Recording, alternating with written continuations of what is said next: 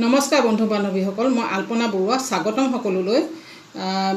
কেইবাটাও কমেণ্ট আহিছে বা আপুনি দুপৰীয়া আহাৰ কেনেদৰে প্ৰস্তুত কৰে বা কেনেদৰে লয় আপুনি ভিডিঅ' এটা প্ৰস্তুত কৰি দিয়ক, তেতিয়া আমি নিশ্চয় কিছু হ'লেও অনুমান কৰিব পাৰিম বুলি। সেইটো কাৰণে আজি মই এই ভিডিঅ'টো প্ৰস্তুত কৰিলোঁ। মই এতিয়া দুপৰীয়া খাদ্য গ্ৰহণ কৰিব লৈছোঁ। কিদৰে প্ৰস্তুত কৰিছোঁ সেইটো আপোনালোকক দেখাওঁ বুলি লৈছোঁ। মই ইয়াত কি লৈছোঁ মোৰ কাঁহীখনত আপোনালোকক দেখাওঁ।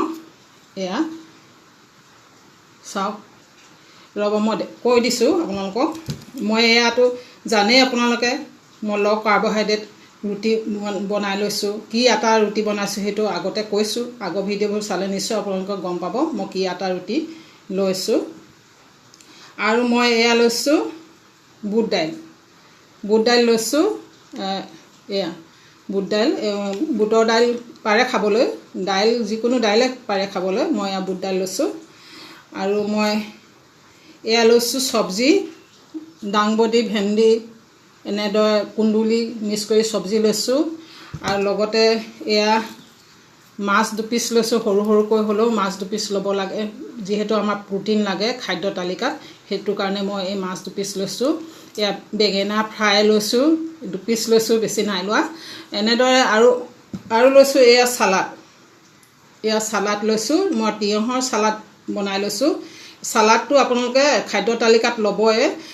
আপোনালোকে খাদ্য তালিকা এতিয়া লগতো খাব পাৰে বা আধা ঘণ্টা আগতেও আপোনালোকে চালাড খাই ল'ব পাৰে। খাদ্য তালিকাত চালাড লাগিবই। মই বৰ্তমান এইটো ডায়েট এতিয়াও ফ'ল' কৰি আছোঁ আৰু গোটেই জীৱনে ফ'ল' কৰিম। আজি এইখিনি লৈছোঁ। মই সদায় এইখন থালে এনেদৰে প্ৰস্তুত কৰি খাদ্য লওঁ তেনে নহয়, বেলেগ বেলেগ লওঁ। কেৱল ৰুটিটো মোৰ এইটো ঘেঁহু আটা ৰুটি নহয়। এয়া হ'ল, মই কৈছিলোঁ আপোনালোকক কি আটা ৰুটি খাওঁ মই। সেই আটাটো 2খন লৈছোঁ। সেই আটাটো মই 100 গ্ৰাম লৈ পেলাই মই এই 2টা ৰুটি প্ৰস্তুত কৰোঁ। আৰু বহুতে ভাবিব এখন আমি 4-5খন ৰুটি খোৱা মানুহ, ঘেঁহু আটা ৰুটি খোৱা মানুহ, আমাক কি পেট ভৰিব। নহয়, ইয়াত প্ৰ'টিন আছে। সেইটো কাৰণে 4-5খন ৰুটি হজম হ'বলৈ যিমান সময় লাগিব, এই 2খনেই সিমানটো সময়তে হজম হ'ব। কোনো অসুবিধা নহয়, কাৰণ ইয়াত প্ৰ'টিন থকাৰ বাবে লাহে লাহেকৈ হজম হয়। আৰু কি ক'ম আপোনালোকক, মই মোৰ থালিখন দেখালোঁ।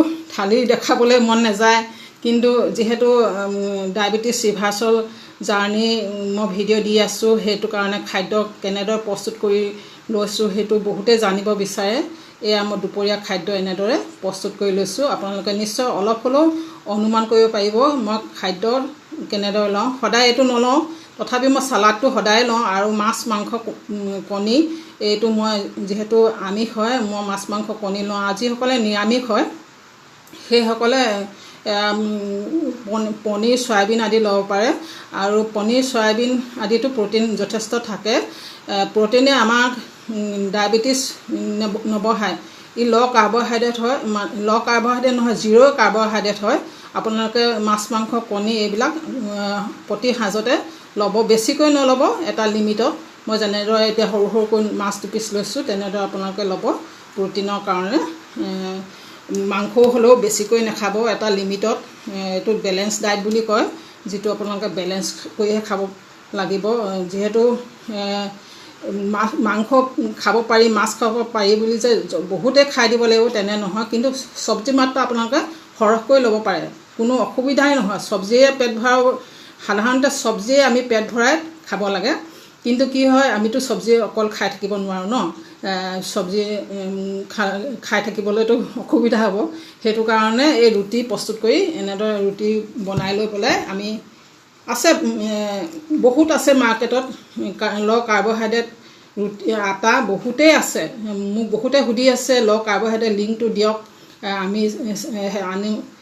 নাই, অনলাইনতে আপোনালোকে বহুত ল' কাৰ্বহাইড্ৰেট আটা আছে।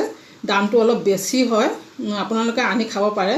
দামটো বেছি লৈ চালে নহ'ব, কাৰণ পিছলৈ আমি যেতিয়া ডায়েবেটিক ঔষধ সেৱন কৰি থাকিলে পিছলৈ আমাৰ বহুত আনুষংগিক বেমাৰ কিছুমান আহিব, যেনেকৈ লিভাৰ বেয়া হ'ব পাৰে, চকু বেয়া হ'ব পাৰে বা কিডনী বেয়া হ'ব পাৰে, আৰু বহুত কিবা কিবি আনুষংগিক বেমাৰ আহে। তেতিয়াতো আমাৰ বহুত টকা খৰচা হ'ব, নহয় জানো। তাৰ সলনি যদি আমি এয়া ল' কাৰ্বহাইড্ৰেট খাদ্য ৰুটিটো আটাটো দাম বুলি নাখাওঁ তেতিয়াহ'লে সেইটো সময়ত যদি মেডিকেলত লাখৰ ওপৰ দৰৱ মেডিচিন লৈ পেলাই আপোনালোকে ট্ৰিটমেণ্ট কৰিব লাগিব তেতিয়া সেইটো কথা ভাবক সেইটো কাৰণে আপোনালোকে এই ল' কাৰ্বহাইড্ৰেট আটাটো গ্ৰহণ কৰক আৰু আপোনালোকে ল' কাৰ্বহাইড্ৰেট এই মোৰ থালিখন এতিয়া যদি মই খাওঁ সম্পূৰ্ণকৈ খাম আৰু আপোনালোকে এই থালিখন খাই লৈ আপোনালোকে যেতিয়া দৰৱ ঔষধটো বন্ধ কৰি দিব এই থালিখন দুপৰীয়া আহাৰটো গ্ৰহণ কৰি 2 ঘণ্টাৰ পাছত জুখি চাব একদম নৰ্মেলাই আহিব কোনো কথাই নাই নৰ্মেল আহে ঔষধ সেৱন নকৰাকৈ ডায়েবেটিছ গ্লুকোমিটাৰ দি জুখিলে মানে একদম নৰ্মেল আহে এতিয়া যদি মই এইখিনি খাই লৈ মই এতিয়া জুখোঁ নহয় একদম নৰ্মেল আহিব কোনো কথাই নাই তাৰমানে সেইটো কাৰণে কৈছোঁ মই যিহেতু ডায়েবেটিছ ৰিভাৰ্ছ কৰিছোঁ আপোনালোকেও এনেদৰে কৰক নিশ্চয় আপোনালোকে সুফল পাব আপোনালোকে অনুমান কৰিব পাৰিব মই কিদৰে ডায়েবেটিছ ৰিভাৰ্ছ কৰিছোঁ সেই বিষয়ে কাৰণ মোৰ ভিডিঅ'বিলাক চাই থাকিলে অনুমান এটা আহিব নিশ্চয় ধন্যবাদ আজিলৈ আহিছোঁ